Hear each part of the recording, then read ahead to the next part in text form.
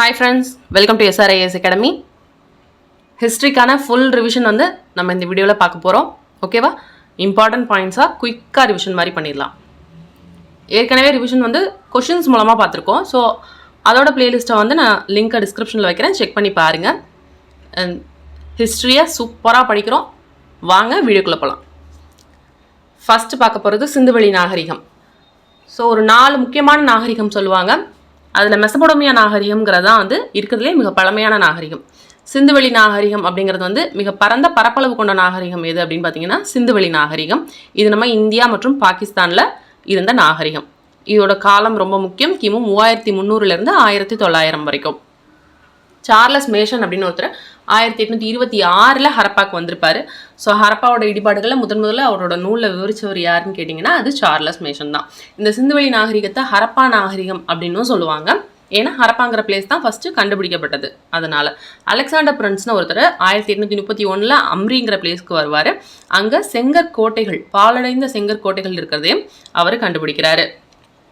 Next ரயில் பாதை ஒன்று அமைப்பாங்க. 1856 பொறியாளர்கள் என்ன பண்ணுவாங்க அப்படின்னா லாகூர்லேருந்து கராச்சிக்கு ஒரு ரயில் பாதை போடுவாங்க.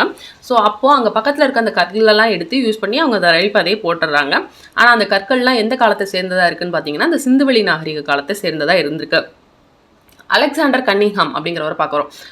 இவர் தான் வந்து இந்திய தொல்லியல் துறையை நிறுவனவர். அலெக்சாண்டர் கன்னிங்ஹாம் முதல் அளவையரும் கூட.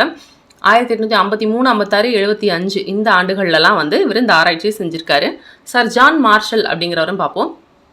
இந்திய தொல்லியல் துறையோட இயக்குனராக இருந்திருக்காரு. ஹரப்பா மற்றும் மொஹஞ்சதாரோக்கிடையே பொதுவான அம்சங்கள் இருக்கிறதையும் கண்டுபிடிச்சவர் யாருன்னு பார்த்தீங்கன்னா சர் ஜான் மார்ஷல் தான்.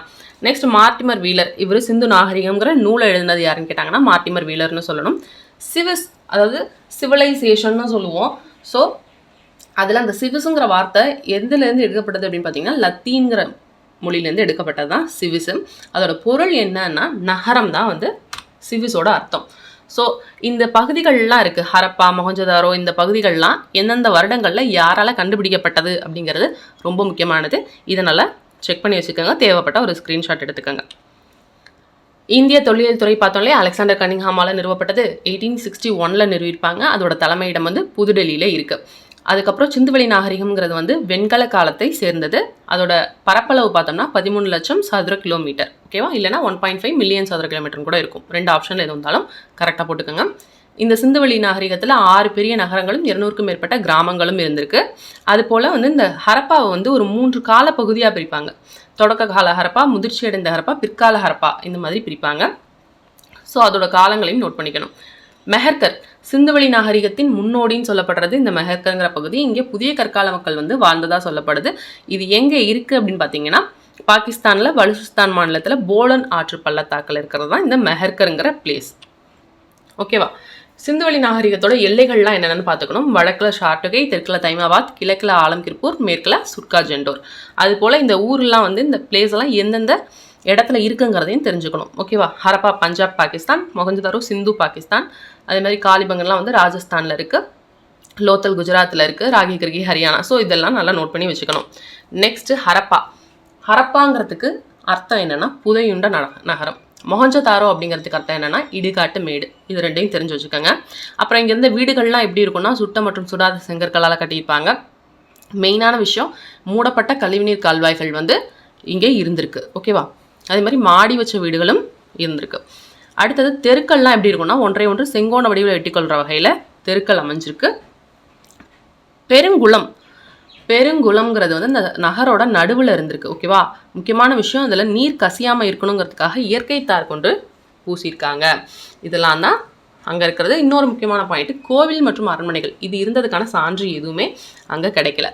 நெக்ஸ்ட் தானிய களஞ்சியம் வந்து பார்த்திங்கன்னா ராகி கர்கி ஹரியானாவில் இருந்திருக்கு. ஸோ அதோட தலை வெடிப்புகளில் கோதுமை, பார்லி, திணை வகைகள் இது எல்லாமே போட்டிருந்துருக்காங்க. கூட்ட அரங்குங்கிறது மொஹஞ்சதாரோவில் இருந்த மிகப்பெரிய கட்டிடம், பொது கட்டிடம் வந்து இந்த கூட்ட அரங்கு 20 தூண்களோட 4 வரிசை வச்சு இருந்திருக்கு இந்த கூட்டரங்கில். அதுபோல் முக்கிய தொழிலாக வந்து வேளாண்மையே செஞ்சாங்க. அது மாதிரி மேய்ச்சல் அதுவும் செஞ்சுருக்காங்க. இவங்களுக்கு குதிரைங்கிறத பற்றி தெரியவே இல்லை. இவங்க வச்சுருந்த மாடுக்கு செபு அப்படின்னு பேர். ஸோ இது எல்லாமே முக்கியம். ஸோ கைவினைப் பொருட்கள் எல்லாமே மெசபடோமியாவுக்கு ஏற்றுமதி நடந்திருக்கு.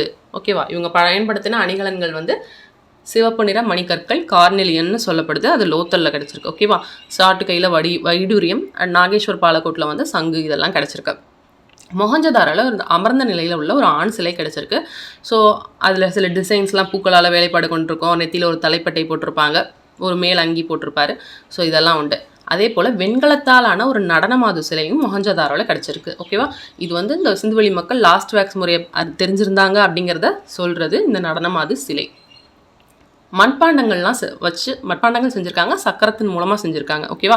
அந்த மட்பாண்டங்கள்லாம் எப்படி இருந்துச்சுன்னா சிவப்பு வண்ணங்களில் கருப்பு வேலைப்பாடு கொண்டதாக அந்த மட்பாண்டங்கள்லாம் இருந்திருக்கு. செம்பு தான் மனுஷங்களால் முதல்ல கண்டுபிடிக்கப்பட்ட உலோகம், பயன்படுத்தப்பட்டதும் செம்பு தான். ஸோ ரோரி செட் அப்படிங்கிற படிகங்களில் தான் வந்து கத்திகள் இதெல்லாம் செஞ்சு பயன்படுத்தியிருக்காங்க. அந்த ரோரிங்கிறது வந்து பாகிஸ்தானில் இருக்கிற பிளேஸு. அடுத்தது இரும்பை பற்றி சிந்துவெளி மக்களுக்கு தெரியல. ஓகேவா. குதிரையை பற்றி தெரியல, இரும்பு பற்றி தெரியல. பருத்தி ஆடைகள், கம்பளி ஆடைகள், இந்த ட்ரெஸ் எல்லாம் யூஸ் பண்ணியிருக்காங்க. யூனிஃபார்ம் கல்வெட்டு. ஸோ மெசபடோமியாவுக்கும் ஹரப்பாவுக்கும் இடையில வணிக தொடர்பு இருந்ததை பற்றி சொல்கிறது வந்து இந்த யூனிஃபார்ம் கல்வெட்டு. அதுலேயும் குறிப்பாக மெலுக்கா அப்படிங்கிற வேர்டு வந்து அதில் இருக்கும். மெலுக்கா அப்படின்னா சிந்து பகுதியை குறிக்கிற சொல் தான் வந்து இந்த மெலுக்காங்கிறது. ஸோ ஹரப்பாலேருந்து மெசபடோமியாவுக்கு ஜாடி, அதாவது ஓமனில் கிடச்சிருக்கு அந்த ஜாடி. இந்த மாதிரி பொருட்கள் எல்லாமே ஏற்றுமதி செஞ்சுருக்காங்க. முத்திரைகள், கார்னெலியன், வைடூரியம், செம்பு மரங்கள் இதெல்லாமே ஏற்றுமதி செஞ்சுருக்காங்க. மெசபடோமியாலேருந்து ஹரப்பாக்கு வந்து நிக்கல் வந்து வந்திருக்கதா சொல்கிறாங்க. சுமேரியா அப்படிங்கிறது வந்து பார்த்திங்கன்னா ஈராக்கு, குவைத்து, சிரியா இந்த 3 பிளேஸையும் சேர்த்து தான் சுமேரியான்னு சொல்கிறாங்க. அங்கே இந்த சிந்துவெளி முத்திரைகள் எல்லாமே கிடச்சிருக்கு. அக்காடிய பேரரசராக இருந்த நாரம்சன் அப்படிங்கிற ஒரு மெலுக்காலிருந்து அணிகலன் வாங்கிய குறிப்பு வந்து இருக்குது. ஓகேவா. லோத்தல்ங்கிற பிளேஸ் வந்து கப்பல் கட்டும் மற்றும் செப்பனிடும் தளம். ஓகே. இதுதான் உலகத்திலேயே இருந்த ஃபஸ்ட்டு செயற்கை கப்பல் கட்டும் மற்றும் செப்பனிடும் தளம். இது வந்து எங்கே இருக்குது அப்படின்னு பார்த்தீங்கன்னா குஜராத்தில் இருக்குது. சபர்மதி ஆற்றின் துணை ஆற்று பக்கத்தில் இருக்கிறதா வந்து இந்த லோத்தல்ங்கிற பிளேஸு. இன்னொன்று வந்து கேவிடின்னு சொல்லப்படுறது குர்கை, வஞ்சி, தொண்டின்னு சொல்லுவாங்க. இப்போ இருக்கிற ஆப்கானிஸ்தான்லேயும் பாகிஸ்தான்லேயுமே நம்ம ஊரில் இருக்கிற இந்த காவிரி, பூரணை இந்த பேர்லேயே அதே ஆறுகள் வந்து அங்கேயும் ஓடுது. ஓகே. அடுத்தது எடை கற்கள்லாம் வந்து யூஸ் பண்ணியிருக்காங்க. அளவு வந்து எடை விகிதம் வந்து 2 மடங்காக இருக்க மாதிரி, 2 மடங்காக இருக்கிற மாதிரி எடை கற்கள் யூஸ் பண்ணியிருக்காங்க. தந்தம் குஜராத்தில் 1704 மில்லிமீட்டர் அளவு அளக்கக்கூடிய ஒரு தந்தம் வந்து கிடச்சிருக்கு. ஹரப்பா எழுத்து முறையை பொறுத்த வரைக்கும் இது வரைக்கும் கண்டுபிடிக்க முடியல. அவங்க வந்து குறியீடுகள், சித்திர எழுத்து முறை தான் பயன்படுத்திகிட்டு இருந்தாங்க. அதில் ஒரு 26 குறியீடு கொண்ட ஒரு நீண்ட எழுத்து தொடர் வந்து ஒன்று கிடச்சிருக்கு. ஓகேவா. அறிஞர்கள்லாம் என்ன சொல்கிறாங்க, இது திராவிட மொழி குடும்பத்தை சேர்ந்தது தான் அப்படின்னு சொல்கிறாங்க. பொழுதுபோக்குக்கு குழந்தைங்க விளையாடுற இந்த கிளுகிழுப்பை, சக்கரம், பம்பரம் இது எல்லாமே நிறைய கிடச்சிருக்கு. அணில் பொம்மை, நாய் பொம்மை இது எல்லாமே செய்யப்பட்டிருக்கு, கிடச்சிருக்கு. பொழுதுபோக்குக்கு தெரியுது இதுலேருந்து. அடுத்தது வழிபாடு பார்த்திங்கன்னா தாய் தெய்வ வழிபாடு தான் இருந்திருக்கு. இயற்கையாக எந்த மரத்தை கும்பிட்டாங்க அப்படின்னு பார்த்திங்கன்னா அரச மரம் தான் வந்து அவங்களோட முதன்மையான மரமாக இருக்குது, வணங்கக்கூடியதாக இருக்குது. இறந்தவர்களை புதைக்கிற பழக்கமும் இவங்களுக்கு இருக்குது. ஓகே. சிந்து நாகரிகம் எப்படி வீழ்ச்சி ஆகுதுன்னு பார்த்திங்கன்னா 1900 வீழ்ச்சியாகும். காரணங்கள், பல காரணங்கள் சொல்லப்படுது. படையெடுப்பு, இல்லை ஆறுகள்லாம் இதானது வத்துனது காரணமாக இருக்கலாம், காலநிலை. இந்த காரணங்களால் என்ன பண்ணுறாங்க அப்படின்னா மக்கள் வந்து தெற்கு மற்றும் கிழக்கு நோக்கி இடப்பெயர்வு செய்கிறாங்க அப்படின்னு சொல்லப்படுது. ஸோ அந்த காலகட்டத்தில் பார்த்தோம்னா சுண்ணாம்பு கல்லாலான கிசே பிரமிடை குஃபு மன்னன் கட்டியிருக்காரு. உலகத்தில் மற்ற செய்திகள், சின்னுங்கிற சந்திர கடவுளுக்காக ஊர் ஜிகரட்டுங்கிறத ஊர் நம்முங்கிற அரசன் கட்டியிருக்காரு. இரட்டை கோயில்கள் இருக்க அபு சிம்பலை வந்து எகிப்து அரசன் 2ஆம் ராமசஸ் கட்டியிருக்காரு. ஸோ இதெல்லாம் தான் சிந்துவெளி நாகரிகம். மொத்தமாக சிந்துவெளி நாகரிகத்தை பற்றின முக்கியமான பாயிண்ட்ஸ் எல்லாமே சொல்லியாச்சு. நெக்ஸ்ட் பார்க்கலாமா. குப்தர்கள் காலத்தை பொற்காலம்னு சொல்கிறோம். ஏன் பொற்காலம்னு சொல்கிறோம் அப்படின்னு பார்த்தீங்கன்னா அவங்களோட அந்த பண்பாட்டு மலர்ச்சி, செவ்வியல் கலைகள் அதெல்லாம் தான் இலக்கிய சான்றுகள். இந்த மாதிரி நிறைய இலக்கியங்கள் கிடச்சிருக்கும், நிறைய அறிவியல் சார்ந்த ஆராய்ச்சிகள் நிறைய இருந்திருக்கும் அதில். ஸோ அதனால் பொற்காலம்னு சொல்லப்படுது. பட் மக்கள் வந்து ஏழையாக தான் இருந்திருக்காங்க. நிலப்பிரபுத்துவங்கிறது குப்தர் காலத்தில் இருந்திருக்கு. ஓகே. இலக்கிய சான்றுகள் பொறுத்த வரைக்கும் காமாந்தகரோட நீதிச்சாரம் ரொம்ப முக்கியமானதாக இருக்குது. அதுபோல் காளிதாசரோட படைப்புகளும் சரி, விசாகதத்தர் எழுதின தேவி சந்திரகுப்த முத்ரராட்சசமும் சரி. இன்னொன்று முக்கியமானது சீன பயணி பாகியான் வந்திருப்பார் 2ஆம் சந்திரகுப்தர் காலத்தில். ஸோ இந்த குறிப்புகள் எல்லாமே ஒரு முக்கியமான இலக்கிய சான்றுகளாக இருக்குது. அதே போல் நிறைய கல்வெட்டு சான்றுகளும் உண்டு. மெக்ரோலி இரும்புத்தூண் கல்வெட்டுங்கிறது வந்து 1ஆம் சந்திரகுப்தரோட சாதனைகளை குறிக்கிறதா இருக்குது. அலகாபாத் தூண் கல்வெட்டுங்கிறது சமுத்திரகுப்தரோடது. ஓகேவா. அந்த அலகாபாத் தூண் கல்வெட்டை வந்து ஹரிசேனர் அப்படிங்கிறவர் எழுதியிருப்பார். அவர் சமஸ்கிருதத்தில் 33 வரிகளில் நாகரி வடிவத்தில் எழுதியிருப்பார். அடுத்து இரண்டாம் சந்திரகுப்தருக்கான கல்வெட்டுகள்லாம் உதயகிரி கல்வெட்டு, மதுரா பாறை கல்வெட்டு, சாஞ்சி பாறை கல்வெட்டு இதெல்லாம் இருக்கும். ஸ்கந்தகுப்தருக்கு பிதாரி தூண் கல்வெட்டு. ஸோ இந்த கல்வெட்டுகள்லாம் முக்கியம். யாரோடது அப்படிங்கிறதும் முக்கியம். நாணய ஆதாரங்களும் மிகச்சிறந்த வரலாற்று ஆதாரங்களாக கிடச்சிருக்கு. என்னென்னு பார்த்தீங்கன்னா, குப்தர்கள் நிறைய அவங்க உருவம் பறித்து நாணயங்களை வெளியிட்டிருப்பாங்க. குப்த வம்சத்தின் தோற்றம் வந்து பார்த்தோம்னா அவங்க சாதாரண ஒரு சிற்றரசர்களாக இருந்தவங்க தான். முதலாம் சந்திரகுப்தர்னு வரவர் என்ன பண்ணுவார்னா, லிச்சாவி அந்த இனத்தை சேர்ந்த ஒரு குமாரதேவி அப்படிங்கிற பொண்ணை கல்யாணம் பண்ணுவார். அதுக்கப்புறம் தான் இந்த குப்த அரசுங்கிறது ஒரு பேரரசாக மாற்றமடையும். ஓகேவா? லிச்சாவிங்கிறது ஒரு கனசங்கம். எங்கே இருக்கும் பார்த்தீங்கன்னா, கங்கைக்கும் நேபாள தராய்க்கும் இடைப்பட்ட பகுதி. ஓகேவா? பீகாரில் இருக்கிறது. ஸோ ஃபஸ்ட்டு குப்த வம்சத்தில் வந்து பார்த்திங்கன்னா யார் முதல் அரசர்னா ஸ்ரீகுப்தர், அவரோட பையன் கடோத்கஜர். இவங்க 2 பேருமே மகாராஜா அப்படின்னு சொல்லி அழைக்கப்படுறாங்க. அவங்களோட கடோத்கஜரோட பையன் தான் முதலாம் சந்திரகுப்தர். லிச்சாவி இளவரசர் மணந்தார்னு சொன்னோம் இல்லையா? ஸோ முதலாம் சந்திரகுப்தருங்கிறவர் மகாராஜா அதிராஜா அப்படின்னு அழைக்கப்படுறாரு. குப்த வம்சத்தில் முதல் பேரரசரும் கூட முதலாம் சந்திரகுப்தர்.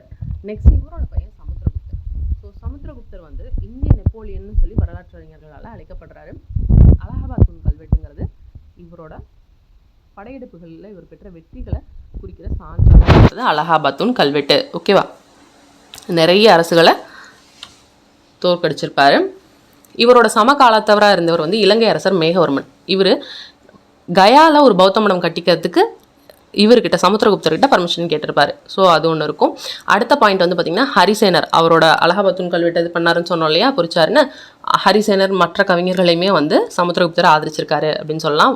பௌத்த அறிஞராக இருந்த வசுபந்துவையும் ஆதரிச்சிருக்காரு. சமுத்திரகுப்தர் ஒரு தீவிர விஷ்ணு பக்தர். ஓகே. அதுக்கப்புறம் அவருக்கு கவிராஜான்னு ஒரு பட்டம் கொடுத்துருப்பாங்க.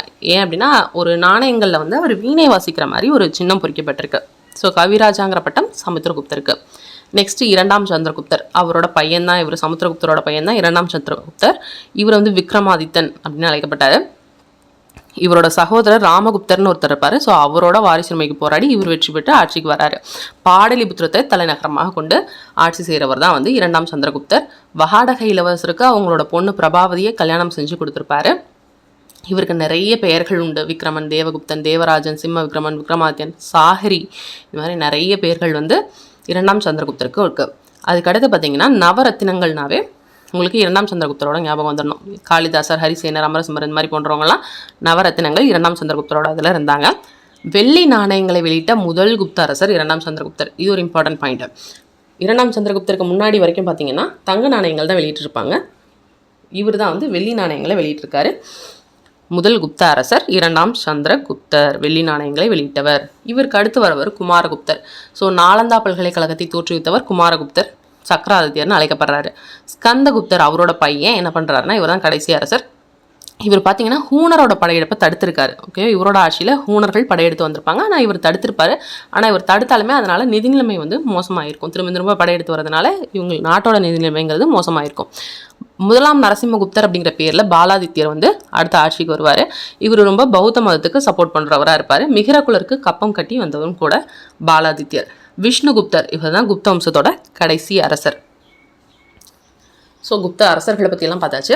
அதில் காளிதாசர் அந்த நவரத்தினங்கள் சொன்னோம் இல்லையா, யார் யார் என்னென்னங்கிறத நல்லா பார்த்துக்குங்க. தன்வந்திரிங்கிறவர் மருத்துவர், சண்முகங்கிறவர் கட்டடக்கலை நிபுணர். ஸோ ஒவ்வொருத்தரை பற்றியும் தெரிஞ்சுக்கணும். அடுத்தது பாகியான் வந்தார். ஸோ பாகியான் வந்து அவர் கொடுத்த குறிப்புகள். பாகியான் யார் ஆட்சி காலத்தில் வந்தார்? இரண்டாம் சந்திரகுப்தர் ஆட்சி காலத்தில். அது ஒரு இம்பார்ட்டன்ட் பாயிண்ட்டு. ஹூனர்கள் யார் ஆட்சியில் வந்து இது பண்ணாங்க, படையெடுப்புலாம் நடத்தினாங்கன்னா ஸ்கந்தகுப்தர் ஆட்சியில். அடுத்த குப்தர்களோட நிர்வாக முறைகள்லாம் பார்க்கலாம். இதில் வந்து முடியாட்சி தான். அதே போல் அரசர் தான் வந்து கடவுளுக்கு நிகராக வந்து அரசரை ஒப்பிடுறாங்க. அமைச்சர்கள்லாம் இருந்திருக்காங்க. குமாரமாத்தியா, அமாத்தியாங்கிறது வந்து அந்த ஒரு முக்கியமான பொறுப்பு, இளவரசருக்கு நிகரான ஒரு முக்கியமான பொறுப்பில் இருந்தவங்கள தான் குமாரமாத்தியான்னு சொல்கிறாங்க. ஹரிசேனருக்கு வந்து ஒரு 3 போஸ்ட் பேர் இருக்குது. அலகாபாத் பிரசஸ்தியில் ஹரிசேனருக்கு குமாரமாத்தியா, சந்தி விக்ரஹா, மகாதண்டநாயக்கா, இந்த மாதிரி ஒரு 3 பட்டங்கள் ஹரிசேனருக்கு இருந்திருக்கு. ஸோ ஒவ்வொரு போஸ்டிங்க்கும் தண்டநாயக்கா அல்லது மகாதண்டநாயக்கா, மகாஸ்வபதி, இந்த மாதிரி ஒவ்வொரு துறைகளோட தலைவருக்கும் ஒவ்வொரு பேர். அது மாதிரி நாடுகள் வந்து பல பிரிவுகளாக பிரிச்சிருப்பாங்க. ஸோ தேசம் அல்லது புக்தி மாநிலங்கள் அப்படின்னு சொல்கிறாங்க. உபாரிக்காங்கிற ஒரு ஆளுநராக இருந்திருப்பார். மாநிலங்களை வந்து விஷயான்னு பிரிச்சிருப்பாங்க. ஸோ விஷயபதிங்கிறவரும் அதுக்கு அதிகாரியாக இருந்திருக்காரு. இந்த மாதிரி ஒவ்வொரு போஸ்டிங்கும் யார் யார் அப்படின்னு தெரிஞ்சுக்கலாம். அடுத்தது இந்த குப்த அரசுக்கு வருவாய் எந்த மூலமாக வந்துச்சு அப்படிங்கிறத காமாந்தகரோட நீதிச்சாரம் வந்து தெளிவாக விளக்குது அப்படின்னு சொல்கிறாங்க.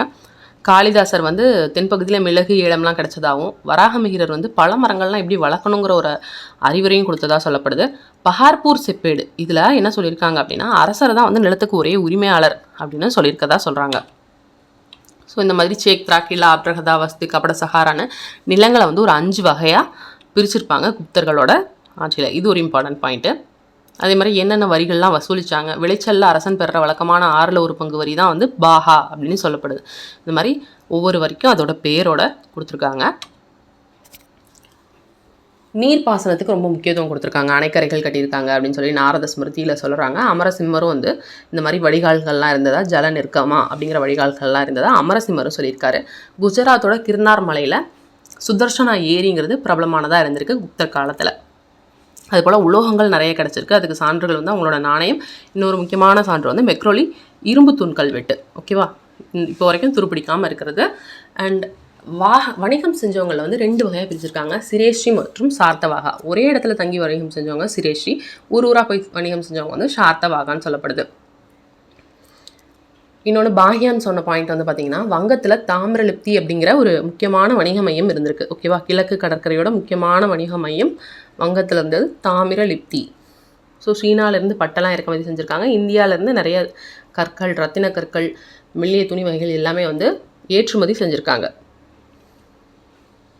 பண்பாட்டு மலர்ச்சி, கட்டுமான இதெல்லாம் கட்டடக்கலையெல்லாம் பொறுத்த வரைக்கும் பார்த்தோம்னா முக்கியமானது அஜந்தா, எல்லோரா, பாக், உதயகிரி குகைகள் இதெல்லாம் வந்து குப்தர் காலத்து தான்.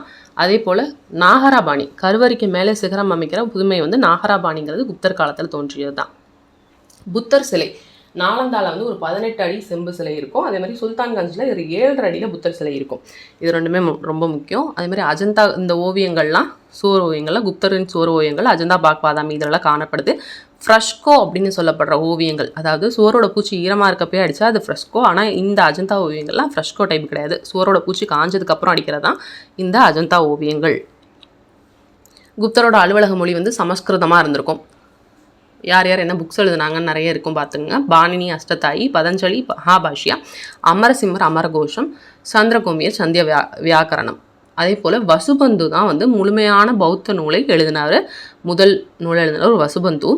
வசுபந்துவோட சீடர் யாருன்னா திக்நாகர். ஓகேவா, காளிதாசர் எழுதின புக்கு, சூத்ரகர், விசாகதத்தர் எழுதின புக்ஸ் எல்லாமே பார்த்துக்கணும்.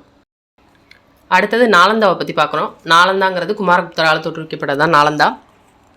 ஸோ இது வந்து மகாவிகாரா அப்படின்னு சொல்லலாம். புத்தர்கள் அதாவது பௌத்த மதத்தை இது பண்ணுறதுனால மகாவிகாரா அப்படின்னு சொல்லப்படுது. யுனெஸ்கோவால் பாதுகாக்கப்படுது. இது யாருன்னு பார்த்தீங்கன்னா பக்தியார் கில்ஜி வந்து அழிச்சிருப்பார். 1200 அழிச்சிருப்பார். இதில் ஹர்ஷரும் வந்து கன்னோசி பேரரசராக இருந்த ஹர்ஷரும் வந்து நாலந்தாவுக்கு சப்போர்ட் பண்ணியிருப்பார் அப்படின்னு சொல்லப்படுது. இதில் 11 மடாலயங்கள் இருந்ததுக்கு 6 செங்கல் கோயில்களுமே நாலந்தால இருந்ததாக சொல்லப்படுது. அறிவியல் வளர்ச்சியை பொறுத்த வரைக்கும் ஆரியபட்டர் இருந்திருக்காரு, ஜீரோங்கிறத கண்டுபிடிச்சிருக்காரு. அது போக சூரிய சித்தாந்தம்ங்கிற நூலில் பூமியை வந்து ஒரு அச்சில் தனித்தானே சுற்றுது அப்படிங்கிறதையும் சொல்லியிருக்காரு. ஆரியபட்டியம்ங்கிற நூல்லையும் நிறைய மேக்ஸ் ரிலேட்டடாக கணிதம், கோணவியல், கணிதம் எல்லாமே ஆரியபட்டியம் அப்படிங்கிற நூல்லையும் பேசுகிறாரு. வராகமிகிரர் வந்து பஞ்ச சித்தாந்திகா அப்படிங்கிற ஒரு நூல் எழுதுறாரு. ஸோ 5 பூதங்களையுமே வச்சு ஒரு பஞ்ச சித்தாந்திகாங்கிற ஒரு நூல். பிருகத் சம்ஹிதா, பிருகத் ஜாதகா இந்த நூல்கள் எல்லாமே ஏற்றுறாரு. இதுக்கடுத்து பார்த்தீங்கன்னா பாலகாப்பியாங்கிற ஒரு ஹசத் யாயுர்வேதா அப்படின்னு ஒரு விலங்குகளுக்கான மருத்துவ நூலை கூட எழுதியிருக்காரு. குப்த பேரரசு எப்படி வீழ்ச்சி அடையுது அப்படின்னு பார்த்தீங்கன்னா, கடைசி அரசர் யார், விஷ்ணுகுப்தர்னு சொன்னோம். அது அந்த சமயத்தில் வந்து பார்த்திங்கன்னா அங்கங்கே சுதந்திர அரசர்களாக சின்ன சின்ன சிற்றரசுகளாக எல்லாருமே பிரிஞ்சிருவாங்க. அது ஒன்று. வகாடக அரசர் வந்து மாலவத்தை, குஜராத்தெல்லாம் தனியாக கொண்டுட்டு போயிடுறாங்க. அதே மாதிரி பஞ்சாப், காந்தாரா இந்த பேரரசுகள் எல்லாமே இதாகிடும். மாலவத்தில் யசோதர்மன், உத்தரப்பிரதேசத்தில் முகாரிகள், சௌராஷ்டிரத்தில் மைத்ரகாக்கள் இவங்க எல்லாருமே தனித்தனியாக பிரிஞ்சுக்கிறாங்க சிற்றரசுகளாக. அடுத்தது ஸ்கந்தகுப்தர் ஆட்சியில் ஹூனர்கள் படையெடுத்தாங்கன்னு சொன்னோம். ஸோ அப்போ படையெடுத்தப்போ என்னாச்சுன்னா ஸ்கந்தகுப்தர் தான் ஜெயிப்பார். இருந்தாலுமே அரசோட நிதி நிலைமைங்கிறது வந்து மோசமாயிடும். அது ஒரு காரணம். இன்னொரு முக்கியமான காரணம், இந்த குப்த அரசர்கள் வந்து பௌத்த மதத்தை கடைபிடிச்சாங்க. ஸோ அப்படி கடைபிடிச்சதுனால அவங்களுக்கு வந்து அந்த நாட்டை விரிவாக்கணும், நிறைய பேரை கொண்டுட்டு தானே போர் நடத்தணும். ஸோ அந்த எண்ணம் வந்து அவங்களுக்கு ஏற்படலை. அதனால் குப்த பேரரசு வீழ்ச்சி அடைந்ததுக்கு அதுவும் ஒரு காரணமாக இருக்கலாம் அப்படின்னு சொல்லப்படுது. குப்தர்கள் அவ்வளோதான் பார்த்தாச்சு. நெக்ஸ்ட் பார்க்க போகிறது டெல்லி சுல்தான்கள். ஸோ டெல்லி சுல்தான்களில் ஒரு 5 வம்சம் இருக்கும். அடிமை, கில்ஜி, துக்ளக், சையது, லோடி இவங்கள பற்றி தான் பார்க்க போகிறோம். இந்த டெல்லி சுல்தான்களுக்கான சான்றுகள்லாம் என்னென்னு பார்த்தீங்கன்னா அதே மாதிரி புக்ஸ் தான் நிறைய. அல்பெருனி எழுதிய தாரிக் அல் ஹிந்த், இந்த மாதிரி தபகத் இ நஸ்ரி அப்படின்னு மின்ஹஜ் உத் சிராஜ் எழுதியிருக்காரு. அதுக்கு அமீர் குஷ்ரு வந்து மிஃப்தா உல் புது இந்த மாதிரி புக்ஸ் எல்லாம் எழுதியிருக்காங்க. ஓகேவா, தாரிக்கி, ஃபெரோஷாஹி இந்த மாதிரி புக்ஸ் எல்லாமே வந்து டெல்லி சுல்தான்களை பற்றி நமக்கு அறியறதுக்கு உதவுது. அரேபியர்கள் எப்படி வந்தாங்க, அந்த பின்னணி என்ன அப்படின்னு பார்த்தோம்னா, ஃபஸ்ட்டு வணிகம் செய்ய தான் வந்திருப்பாங்க. இந்தியாவுக்கும் அரேபியாவுக்கும் இருந்தது வந்து வணிக தொடர்பு தான். குறிப்பாக மேற்கு கிழக்கு கடற்கரைகளில் வந்து இந்த மாதிரி குடியேறிப்பாங்க. அங்கேயே திருமணம் செஞ்சுட்டு மாப்பிள்ளைகள் அப்படின்னு கூட அழைக்கப்பட்டாங்க. இதுக்கப்புறம் தான் சிந்து மீது படையெடுத்து வர ஆரம்பித்தாங்க. ஃபஸ்ட்டு வந்தவர் யார் அப்படின்னு பார்த்தோம்னா முகமது பின் காசிம். இவர் அப்போது சிந்துவோட அரசராக யார் இருந்திருப்பாருன்னு பார்த்தீங்கன்னா தாஹிர் இருந்திருப்பார். ஸோ அவரெல்லாம் தோக்கடிச்சு தேபல்ங்கிற துறைமுக நகரத்தை எல்லாத்தையுமே அழிக்கிறாரு. முகமது பின் காசிம் என்ன பண்ணுவார் அப்படின்னா, அங்கே அவங்களுக்கு கலீஃபான்னு ஒருத்தர் இருப்பார், ஹெட்டு. ஸோ அவங்களுக்கு 5ல் 1 பங்கை கொடுத்துட்டு இங்கே படை வீரர்களுக்கெல்லாம் மீதெல்லாம் பிரித்து கொடுத்துருவார். ஸோ கொள்ளையடிக்கிறது தான் இவங்களோட முக்கியமான நோக்கம். ஓகேவா, இவருக்கு அடுத்து வரவர் கஜினி மாமுது. கஜினிங்கிற பிளேஸில் ஆட்சி செஞ்சிட்ருக்கவர் தான் இவர். ஓகேவா, இவர் என்ன பண்ணுறாரு, இந்தியா மேலே ஒரு 17 முறை படையெடுத்து வருவார். கோயில்களில் கொள்ளடிக்கிறதா இவங்களோட பெரிய நோக்கமாக இருக்கும். ஓகேவா, சோமநாதபுரத்தில் 1025 குஜராத் கடற்கரையில் இருக்கிற சோமநாதபுரம் கோயிலை கொள்ளடித்தது கஜினி முகமது. ஓகே, பெருமளவு செல்வங்களை எடுத்துகிட்டு போகிறாங்க. இதுக்கு அடுத்து வரவங்க தான் யார் அப்படின்னு பார்த்தீங்கன்னா கோரி முகமது. ஸோ இந்த கோரி முகமது என்ன பண்ணுவார்னா, சேம் கொள்ளை தான் அடிப்பார். பட் ஆட்சி பொறுப்புக்கு ஒருத்தரை விட்டுட்டு போவார். இவங்ககிட்ட பண்டகன் அப்படின்னு சொல்லிட்டு அடிமைகள் இருப்பாங்க. ஓகேவா, இராணுவ அடிமைகள் இருப்பாங்க, மாமலுக்குன்னு சொல்லப்படுறது. ஸோ அவங்கள பார்த்துக்குங்க, ஆட்சி பொறுப்பை பார்த்துக்குங்கன்னு சொல்லி ஆட்சியில் அமர்த்திட்டு போவாங்க. ஸோ கோரி முகமது தான் வந்து இந்த மாதிரி ஆட்சியை உருவாக்கி கொடுத்துட்டு போகிறாரு. யாருக்கும் நடக்கும்னு பார்த்தீங்கன்னா, முதலாவது தரையின் போர் 1191 பிருத்விராஜ் சௌஹானுக்கும் கோரி முகமதுக்கும் நடக்கும். அதில் பிருத்விராஜ் தான் ஃபஸ்ட்டு ஜெயிப்பார். அதுக்கு அடுத்து 2வது தடவை உடனே போர் நடக்கும், 2வது தரையின் போர். அதில் வந்து பிருத்விராஜ் வந்து தோத்துட்டு கோரி முகமது ஜெயிச்சிருப்பார். ஸோ கோரி முகமது ஜெயிச்சதுக்கப்புறம் குத்புதீன் ஐபக்கை போஸ்டிங்கை அவர்கிட்ட பொறுப்பை கொடுத்துட்டு கோரி முகமது கிளம்புவார். பட் போகிற வழியில் அவரும் இறந்துருவார். ஸோ அவர் இறந்ததுக்கப்புறம் என்ன பண்ணுவாங்கன்னா, குத்புதீன் ஐபக்கே வந்து தன்னை ஒரு அரசராக, சுதந்திர அரசாக அறிவிச்சுக்குவார். இதான் நடக்கும். ஸோ அந்த சமயத்தில் ராஜபுத்திர அரசுகளுமே அங்கங்கே இருப்பாங்க, ஆப்கானியர்களும் அங்கங்கே இருப்பாங்க, ஆட்சி செஞ்சுட்ருப்பாங்க இந்தியாவில். அடிமை வம்சங்கிறது அப்படி தான் வரும். பண்டகன்னு சொல்லப்படுற இராணுவ அடிமையாக இருந்தவர் யார், இந்த குத்புதீன் ஐபக். ஸோ கோரி முகமது இறந்ததுக்கப்புறம் அவர் ஆட்சி பொறுப்பு எடுத்துக்கிறாரு. லாகூர்லேருந்து டெல்லியை தலைநகராக மாற்றுறாரு. அதே மாதிரி கீழே கங்கை சமவெளியெல்லாம் வந்து கொள்ளையடிச்சு வரும்படி பக்தியார் கில்ஜியை அனுப்புகிறாரு. குத்புதீன் ஐபக் என்னெல்லாம் பண்ணாருன்னு பார்த்தீங்கன்னா, குவத்துல் இஸ்லாம் மசூதியை கட்டியிருப்பார், குதுப் மினாருக்கு அடிக்கல் நாட்டியிருப்பார். லக்பாக்ஸ் அப்படின்னு அவரை சொல்லுவாங்க. அப்படின்னா லட்சங்களை அள்ளி கொடுக்குறவருன்னு அர்த்தம். ஸோ லக்பாக்ஸ்னு சொல்லுவாங்க. போலோங்கிற குதிரை விளையாட்டு விளையாண்டுட்டு இருப்பாங்க, சௌஹான்னு சொல்லப்படுற போலோ விளையாட்டு. ஓகேவா, அது விளையாண்டுட்டு இருக்கப்போ என்ன ஆகிடும்னா, தவறி விழுந்து 1210 கரெக்டாக ஒரு 4 வருஷம் தான் இறந்துருவார். நெக்ஸ்ட்டு இல்துமிஷ், அதாவது அடிமைன்னு சொல்லலாம். இவர் குத்புதீன் ஐபக்கோட ஒரு மருமகன் மற்றும் அடிமை. ஓகேவா, இவர் அடுத்த ஆட்சி பொறுப்புக்கு வராரு. இவர் வரப்போ பார்த்தீங்கன்னா, மங்கோலியர்களின் அச்சுறுத்தல் வந்து இந்தியாவுக்கு எப்போ இருந்துச்சுன்னு கேட்பாங்க. இல்துமிஷ் ஆட்சியில் தான் இருந்திருக்கும். ஓகேவா, குவாரசம் ஷா ஜலாலுதீன் ஒருத்தர் வந்து இவர்கிட்ட அடைக்கலம் கேட்டிருப்பாரு. இந்த செங்கிஸ்கான் என் மீது படையெடுத்து வராங்க, ஸோ எனக்கு ஒரு ஹெல்ப் பண்ணுங்கன்னு சொல்லி கேட்டிருப்பாரு. பட் இவர் ஹெல்ப் பண்ண மறுத்திருப்பார். ஓகே, இது ஒரு பாயிண்ட்டு. அது போக சஹல்கனி அப்படிங்கிற ஒரு 40 குழு, துருக்கிய பிரபுக்கள் கொண்ட ஒரு 40 குழுவை வந்து உருவாக்குனது யார் அப்படின்னா அது இல்துமிஷ் தான். அடுத்தது வந்து பார்த்திங்கன்னா நஸ்ருதீன் குபாச்சா, அவரையும் வந்து எதிர்த்து கொண்டிருப்பார். இக்தாக்களை கொடுத்துருப்பாரு. இக்தா அப்படின்னா ஊதியத்துக்கு பதிலாக, அதாவது காசாக கொடுக்காம அந்த இராணுவ அதிகாரிகள்லாம் என்னமா கொடுப்பாங்கன்னா நிலத்தாக கொடுத்துருவாங்க. இதுதான் இக்தா. அந்த வாங்கிக்கிட்டவங்கள இக்தாதார் அப்படின்னு சொல்லுவாங்க. குதுப் மினாரோட கட்டுமான பணிகளை நிறைவு செஞ்சவர் யார் அப்படின்னா அது இல்துமிஷ் தான். அடிக்கல் நாட்டினவர் வந்து குத்புதீன் ஐபக், அதை செஞ்சு முடிச்சவர் யாருன்னா இல்துமிஷ். இல்துமிஷ் அது போல் வந்து நாணயங்களை, டாங்கா நாணயங்களை அறிமுகப்படுத்தி வெளியிட்டிருப்பார். ஓகேவா, அடுத்தது இல்துமிஷோட பொண்ணு ரஷ்யா சுல்தானா. அவங்களோட பையன் வருவாங்க, அவர் இறந்துருவாங்க. ஸோ அவங்களோட பொண்ணான ரஷ்யா சுல்தானா வராங்க. பட் ஒரு லேடிஸ் வந்து ஆட்சி செய்கிறதுங்கிறது அந்த துருக்கிய பிரபுக்களுக்கெல்லாம் பிடிக்கல. அது போக ரஷ்யா சுல்தானா யாருக்கு சப்போர்ட் பண்ணியிருப்பாங்க அப்படின்னு பார்த்தீங்கன்னா, ஜலாலுதீன் யாக்குத்துங்கிற ஒரு அபிசீனிய அடிமை, ஒரு குதிரைலாய பணித்துறை தலைவராக, அமீர் இ அக்குர்னு சொல்லப்படுற அந்த குதிரைலாய பணித்துறை தலைவராக அந்த அபிசீனிய அடிமைக்கு ரஷ்யா சுல்தானா பொறுப்பை கொடுத்துட்டாங்க. ஜலாலுதீன் யாக்குத்தா அவங்க சப்போர்ட் பண்ணுறது இவங்களுக்கெல்லாம் பிடிக்கல. ஸோ நிறைய சதி செஞ்சு, அதே போல் அல்துனியான்னு ஒரு பஞ்சாப் ஆளுநராக இருப்பார், அவருமே இவங்களுக்கு எதிராக சதி செஞ்சு ரஷ்யா வந்து என்ன பண்ணுறாங்க, 1240 கொல்லப்படுறாங்க. இவங்களுக்கு அடுத்து இவங்களோட தம்பி வருவார், இப்படி தான் வருவாங்க. அடுத்தது பால்பனை பற்றி பார்க்கலாம். பால்பன் வந்து பார்த்திங்கன்னா கியாசுதீன் பால்பன். ஓகே, அவர் ஆட்சிக்கு வராரு. இவர் என்னெல்லாம் பண்ணுவாருன்னா 40 மேற்குழுவை ஒழிக்கிறாரு. 40 மேற்குழுவை உருவாக்குனது இல்துமிஷ், ஒழிச்சது யார் அப்படின்னு பார்த்தீங்கன்னா பால்பன். இவருக்கு எதிராக வந்து வங்காள ஆளுநராக இருந்து துக்ரில் கான் வந்து அகேன்ஸ்டாக இருப்பார். ஸோ துக்ரில் கானை கொண்டுட்டு இவரோட பையன் புக்ரா கான் ஒருத்தர் இருப்பார், அவருக்கு அந்த போஸ்டிங்கை கொடுத்துருவாரு. இவர் ஆட்சி செஞ்ச சமயத்தில் மியோக்கல் அப்படின்னு சொல்கிற கொலையெல்லாம் செய்கிற கூட்டம் இருக்கும். ஸோ அவங்கள ஒடுக்குவார். அப்புறம் குலகு கான்னு செங்கிஸ்கானோட பேரன், அவன்கிட்ட வந்து ஒரு ஒப்பந்தத்தை போடுறாரு. இந்த மாதிரி மங்கோலியர்கள் வந்து சட்லஜ் நதியை கடந்து படையெடுத்து வரமாட்டாங்க அப்படின்னு சொல்லிட்டு ஒரு ஒப்பந்தத்தை போட்டுக்கிறாரு பால்பன். அமீர் குஸ்ருவை வந்து ஆதரிச்சிருக்காரு. பைபோஸ் முறையை பின்பற்றியிருக்காரு. ஓகேவா, பைபோஸ் முறைனா இந்த அரசோட கைகளில் முத்தமிட்டு அரசர் தான் எல்லாம் அப்படின்னு சொல்லி ஏற்றுக்கிற மாதிரி. ஸோ அந்த முறையை ஆதரிச்சிருக்காரு. அடுத்து இவங்களோட பையன் ஒருத்தர் கைக்குபாத்துன்னு இருப்பார். அவர் திறமையற்றவராக இருந்ததுனால அடுத்து மாலிக் ஜலாலுதீன் கில்ஜின்னு ஒரு படை தளபதியாக இருந்தவர் அடுத்த ஆட்சிக்கு வந்து கில்ஜி வம்சத்தை தோற்றுவிக்கிறாரு. ஸோ கில்ஜி வம்சத்தில் ஜலாலுதீன் கில்ஜி, இவர் வந்து பார்த்தோன்னா கருணை உள்ளம் கொண்ட ஜலால் அப்படின்னு சொல்லுவாங்க. இவரோட மருமகன் யாருன்னா காரா ஆளுநராக இருந்த அலாவுதீன் கில்ஜியை தேவகிரிக்கு எதிராக படையெடுத்து அனுப்புகிறாரு. ஸோ அங்கே போயிட்டு தேவகிரி அரசர் ராமச்சந்திரனை தோற்கடித்து அலாவுதீன் கில்ஜி பெரும் செல்வத்தோடு திரும்பி வந்து ஜலாலுதீன் கில்ஜியை கொண்டுட்டு அவர் ஆட்சிக்கு வந்துடுறாரு. ஸோ அலாவுதீன் கில்ஜியை பொறுத்த வரைக்கும் பார்த்தோம்னாவே அவரோட சீர்திருத்தங்கள் தான் வந்து ரொம்ப முக்கியமானது. அது போக மாலிக் கபூருங்கிற அவரோட தளபதியை படையெடுக்க அனுப்புவார். 1310 மதுரை வரைக்கும் வந்து இந்த மாலிக் கபூர் படையெடுத்து வந்திருப்பார். ஓகேவா, யாரெல்லாம் தோற்கடிச்சிருப்பாங்கன்னு பார்த்தீங்கன்னா தேவகிரி யாதவர்கள், துவாரசமுத்திரத்தில் ஹொய்சாளர்கள், வாரங்களில் காக்கத்தியர்கள், மதுரை பாண்டியர்கள், இவங்க எல்லாருமே தோற்கடிச்சு அலாவுதீன் கில்ஜி தான் ஃபஸ்ட்டாக இருப்பார். சித்தூர் சூறையாடல்ங்கிறது ஒரு முக்கியமான விஷயம். இவங்க இதில் பார்க்குறதுல என்ன ஆகும் அப்படின்னா அங்கே ஒரு ஜவுஹர்னு ஒரு சடங்கு, அதாவது அந்த நாடு தோக்குற பட்சத்தில் இருக்கிறப்போ அங்கே இருக்க ஆண்கள்லாம் என்ன பண்ணுவாங்கன்னா போர்க்களத்தில் போயிட்டு இறந்துருவாங்க. அங்கே இருக்க பெண்கள்லாம் கோட்டைக்குள்ளேயே தீ வச்சு இறந்துருவாங்க. இதுதான் அந்த ஜவுஹர்னு சொல்லப்படுற சடங்கு. அடுத்தது மாலிக் கபூர் எங்கெங்கெல்லாம் போனார், அந்த கைப்பற்றினாருங்கிறது ரொம்ப முக்கியம். 1307 தேவகிரி கோட்டை. அடுத்தது வந்து பிரதாபருத்ர தேவா காக்கத்திய அரசர் இருக்கார்லே 1309 அங்கே போகிறாங்க. அடுத்தது ஹொய்சால் அரசன் 3ஆம் வீரவல்லாளனை 1310 தோற்கடிக்கிறாரு. ஸோ இதிலெல்லாம் இயர்ஸ் ரொம்ப இம்பார்ட்டண்ட். அலாவுதீன் கில்ஜினாவே சீர்திருத்தங்கள் ரொம்ப முக்கியம்.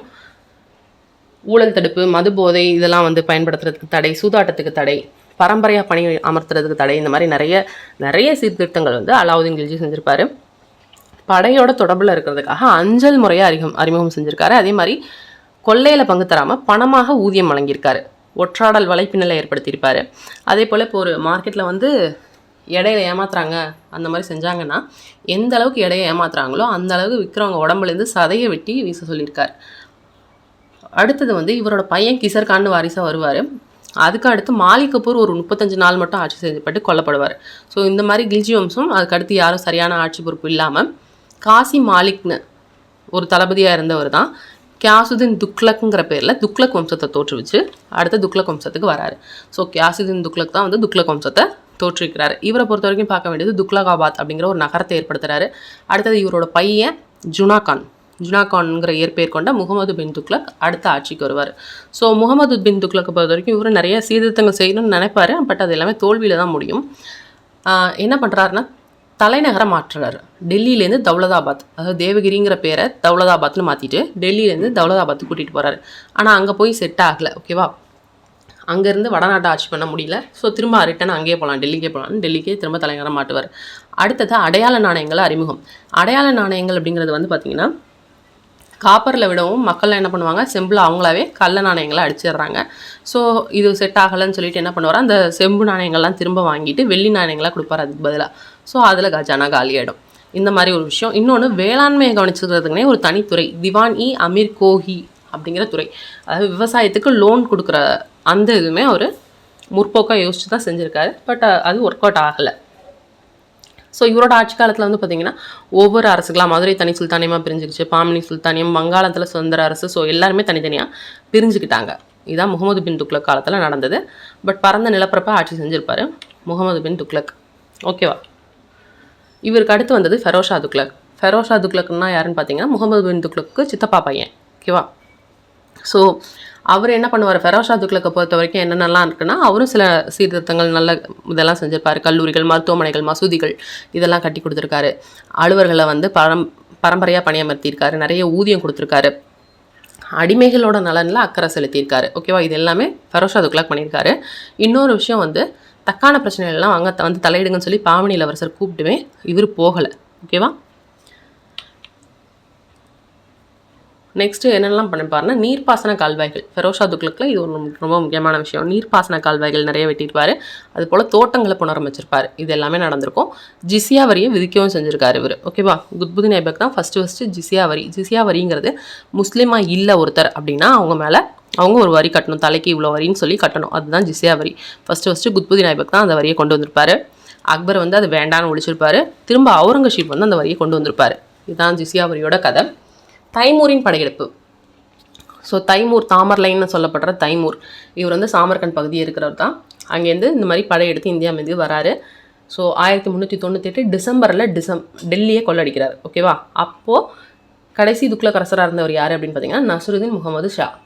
ஸோ அந்த சமயத்தில் டெல்லியை ஃபுல்லாக கொள்ளடிச்சிட்டு அதுக்கடுத்து பஞ்சாப்லேயும் பெரிய அளவில் கொள்ளடிச்சு சாமர்கண்டில் நினைவு சின்னங்களை கட்டணும் அப்படிங்கிறதுக்காக இங்கே இந்தியாவில் இருக்க அந்த தச்சு வேலை செய்கிறவங்க, கட்டட கலைஞர்கள், இவங்க எல்லாத்தையுமே பிடிச்சிட்டு கைதிகளாக பிடிச்சிட்டு போகிறாரு. இதுதான் வந்து தைமூர் செஞ்ச வேலை. ஸோ இதுக்கடுத்து என்ன பண்ணுவார்னா, இவர் ஆட்சி பொறுப்பில் ஒருத்தரை விட்டுட்டு போவார். அவர் தான் யார் அப்படின்னா கிசர்கான், சையது வம்சத்தை தோற்றுவிச்ச கிசர்கான். ஓகேவா, ஸோ இவங்க பையன்லாம் என்ன பண்ணுறாங்க அப்படின்னா இன்னும் தைமூரோட வாரிசுக்கு திரை கட்டிட்டு தான் இருந்திருக்காங்க. ஸோ சையது வம்சத்தில் இன்னொருத்தர் முக்கியமாக பார்க்கணுன்னா அலாவுதீன் ஆலம் ஷா 1451 அவரோட அரச பதவியை துறக்கிறாரு. ஓகேவா, இந்த பதவிகள் எதுவும் வேண்டாம், பொறுப்பு வேண்டாம்னு சொல்லிட்டு ஒரு 30 ஆண்டுகள் வந்து நார்மல் லைஃப்பை லீட் பண்ணுறாரு. இதுதான் அலாவுதீன் ஆலம் ஷா. ஸோ அங்கே போஸ்டிங் வேணான்னு சொல்லிட்டு அவர் போனதுக்கப்புறம் யார் வராங்கன்னு பார்த்தீங்கன்னா பஹலுல் லோடி. ஓகேவா, சிர்ஹிந்த் பகுதியோட ஆளுநராக இருந்த பஹலுல் லோடி வந்து ஆட்சி பொறுப்பை எடுத்துக்கிட்டார். லோடி வம்சத்தை தோற்றுவிப்பார். லோடியோட பையன் சிக்கந்தர் லோடின்னு இருப்பார். அவர் வந்து டெல்லியிலேருந்து ஆக்ராவுக்கு திரும்ப தலைநகரம் மாற்றுவார். அதுக்கடுத்து கடைசி லோடியாக இப்ராஹிம் லோடி. ஸோ இப்ராஹிம் லோடி தான் வந்து டெல்லி சுல்தான்களே கடைசி அரசர். ஓகேவா, ஏன் அப்படின்னா 1526 முதலாம் பானிபட் போர் நடக்கும். ஸோ அந்த போரில் பாபருக்கும் இப்ராஹிம் லோடிக்கும் சண்டை நடக்கும். அதில் பாபர் ஜெயிச்சு முகலாய பேரரசை தோற்றுவிச்சுவார். ஸோ டெல்லி சுல்தான்களில் கடைசி அரசர் யார் அப்படின்னு பார்த்தீங்கன்னா இப்ராஹிம் லோடி தான். இதோட டெல்லி சுல்தான்கள் அப்படிங்கிறது அவங்களோட யாருங்கிறது முடிஞ்சிச்சு. அடுத்தவங்க எப்படி ஆட்சி செஞ்சாங்க அதை பற்றிலாம் பார்க்கலான்னா, அரசு வந்து பார்த்திங்கன்னா இவங்க கலீஃபா கீழே தான் இருந்தாங்க. அதுபோல் இக்தா முறைங்கிறது பின்பற்றப்பட்டிருந்தது அப்படின்னு பார்த்தோம். அதுமாதிரி தெய்வீக கோட்பாடு, அரசர் தான் எல்லாம், கடவுளுக்கு இணை அப்படிங்கிற அளவுக்கு இருந்திருக்காங்க. அடுத்தது நில வரியை வந்து பணமாக தான் வசூலிச்சிருக்காங்க. நிறைய தொழில்நுட்பங்களை கண்டுபிடிச்சிருக்காங்க. சீனாவில் இருந்த விஷயங்கள் எல்லாம் இங்கே வர மாதிரி காகிதம் தயாரிக்கிற தொழில்நுட்பம், நூற்பு சக்கரம், இதெல்லாம் பட்டுப்புழு வளர்ப்பு மையங்கள்லாம் வங்கத்தில் ஏற்படுத்தியிருக்காங்க. செங்கல் கலவையெல்லாம் கொண்டு கட்டடம் கட்டுறது. ஸோ இந்த மாதிரி விஷயங்கள் எல்லாமே இங்கே கொண்டு வந்திருக்காங்க. கல்வியை பொறுத்த வரைக்கும் மக்தப், மதரசா அப்படிங்கிற கல்வி நிறுவனங்கள், கல்லூரிகள் இது எல்லாமே கொண்டு வந்திருக்காங்க. ஃபெரோஸ் ஷா துக்ளக் வந்து நிறைய மதரசாவை கட்டி கொடுத்துருக்காரு. சிக்கந்தர் லோடி வந்து அங்கே ஆசிரியர்கள்லாம் நியமித்து கொடுத்துருக்காரு. ஓகேவா, சூஃபிசம்ங்கிறதும் அப்போது இருந்திருக்கு நிறைய டெல்லி சுல்தான்கள் காலத்தில். பட் ஜாதியும் பெண்களும் பார்த்திங்கன்னா இங்கே வந்து அடிமை முறை தான் இருந்திருக்கு. ஸோ போர்லையோ சரி வரி செலுத்துறது அவருனாலும் அவங்கள அடிமையாக பிடிச்சிக்குவாங்க. வீட்டு வேலை கைத்தொழில் செய்கிறதுக்கெலாம் அடிமையாக வச்சுக்குவாங்க. பாலின சமத்துவமின்மையும் இருந்திருக்கு. ஓகேவா, பெண்களுக்கு கல்வியின்மை இருந்திருக்கு. இஸ்லாம் பெண்களுக்கு ஓரளவு கல்வி கற்கிற உரிமையும் சொத்துரிமையும் கொடுத்துருந்துருக்காங்க. ஆனால் பலதார மனம் கூட நிலவி இருக்குது அப்படின்னு சொல்கிறாங்க. சரசானி அம்சங்கள் நிறைந்த கட்டடக்கலையை வந்து இந்தியாவில் அறிமுகம் செய்கிறாங்க. குவத்துல் இஸ்லாம் மசூதி இந்தியாவில் இருக்கிற மிக பழமையான மசூதி எதுன்னு பார்த்தீங்கன்னா டெல்லியில் இருக்க இந்த குவத்துல் இஸ்லாம் மசூதி தான். ஸோ இந்த மசூதிக்கு ஒரு நுழைவு வாயில அலாவுதீன் கில்ஜி அலாய் தர்வாசா அப்படிங்கிற பேரில் கட்டி கொடுத்துருப்பாரு. இது ஒரு இம்பார்ட்டன்ட் பாயிண்ட்டு. அடுத்து குதுப் மினாரை பொறுத்த வரைக்கும் குத்புதீன் ஐபக் அடிக்கல் நாட்டியிருப்பார். இல்துமிஷ் கட்டி முடிச்சிருப்பாருன்னு சொன்னோம். ஸோ இல்துமிஷ் கட்டி முடிச்சிருந்தப்போ அது 72.5 மீட்டர் உயரம் தான் இருந்திருக்கும். அதுக்கு அடுத்தது ஃபெரோஸ் ஷா துக்ளக் வந்து இதில் பழுது பார்க்கும் பணியை மேற்கொண்டிருப்பார். அப்போது 74 மீட்டராக வந்து அது உயர்ந்திருக்கும். ஓகேவா, டெல்லி சுல்தான்களை பொறுத்த வரைக்கும் கலைகள்லாம் என்னென்ன இருந்துச்சு அப்படின்னா பிர் போதன் அப்படின்னு சொல்லப்படுற ஒரு சூஃபி துறவி மிக சிறந்த இசை கலைஞராக இருந்திருக்காரு. ஃபெரோஸ் ஷா துக்ளக் இதில் ராக் தர்பன் அப்படிங்கிற ஒரு சமஸ்கிருத இசை நூலை பாரசீகத்தில் மொழிபெயர்ப்பு செஞ்சுருப்பாங்க. அடுத்தது ஜியாவுதீன் பரணி, இவர் வந்து என்ன பண்ணியிருக்காரு அப்படின்னா இசைஞர் நுஸ்ரத் காட்டன் அப்படிங்கிற நடனக்காரர், மிர் அஃப்ரோஸ், இவங்கெல்லாம் வந்து ஜலாலுதீன் கில்ஜி அரசவையில் இருந்திருக்காங்க அப்படிங்கிறத சொல்லியிருக்காரு. இன்னொரு முக்கியமான பாயிண்ட்டை அமீர் குஷ்ரு 9 வானங்கள் அப்படின்னு சொல்லப்படுற அவரோட நூலில் தம்மை ஒரு இந்தியன்னு சொல்லிக்கொள்றதுல ரொம்ப பெருமிதம் அடைகிறதா வந்து சொல்லியிருக்கிறாரு அமீர் குஷ்ரு. இது ஒரு இம்பார்ட்டன்ட் பாயிண்ட்டு. ஓகேவா? சூஃபிசம் வந்து அப்போது இருந்திருக்குன்னு சொல்லலாம். பாரசீகத்தில் நிறைய சமஸ்கிருத நூல்களை வந்து மொழிபெயர்ப்பு செஞ்சுருக்காங்க. மகாபாரதம், ராஜதரங்கிணி இதெல்லாம் வந்து பாரசீகத்தில் மொழிபெயர்ப்பு செஞ்சுருக்காங்க. இன்னொரு முக்கியமான இது பாலம் பாவொலி கல்வெட்டு. ஸோ இந்த கல்வெட்டுங்கிறது வந்து பார்த்திங்கன்னா ஒரு சமஸ்கிருத கல்வெட்டு. இந்த கல்வெட்டில் என்ன எழுதியிருக்கு அப்படின்னா, பால்பனோட நல்லாட்சியின் விளைவாகத்தான் விஷ்ணு பகவான் வந்து என்ன பண்ணுறாராம், எந்த கவலையுமே இல்லாமல் பார்க்கடலில் படுத்துங்கிறார், துயில்கிறார் அப்படின்னு எழுதியிருக்கு. ஷா நாமாங்கிற நூலை பிர்தௌசி எழுதியிருப்பார். இது எல்லாமே டெல்லி சுல்தான்களில் இருந்த முக்கியமான நூல்கள் மற்றும் முக்கியமான பாயிண்ட்ஸ். ஸோ டெல்லி சுல்தான்கள் இதோட முடிஞ்சு. ஹோப் இந்த வீடியோ உங்களுக்கு யூஸ்ஃபுல்லாக இருந்திருக்கும் அப்படின்னு நினைக்கிறேன். தொடர்ந்து நம்ம சேனலை பாருங்கள், சப்போர்ட் பண்ணுங்கள். அண்ட் இன்னும் ஹிஸ்ட்ரியோட மீதி டாபிக் எல்லாமே நெக்ஸ்ட் வீடியோவில் பார்க்கலாம். ஓகேவா? லாங் வீடியோஸ் அப்லோட் பண்ண கொஞ்சம் ஸ்ட்ரகிள்ஸ் இருக்குது. ஸோ நான் நெக்ஸ்ட் வீடியோவில் அப்லோட் பண்ணுறேன். அண்ட் தேங்க்ஸ் ஃபார் வாட்சிங் அண்ட் ஹாப்பி லேர்னிங்.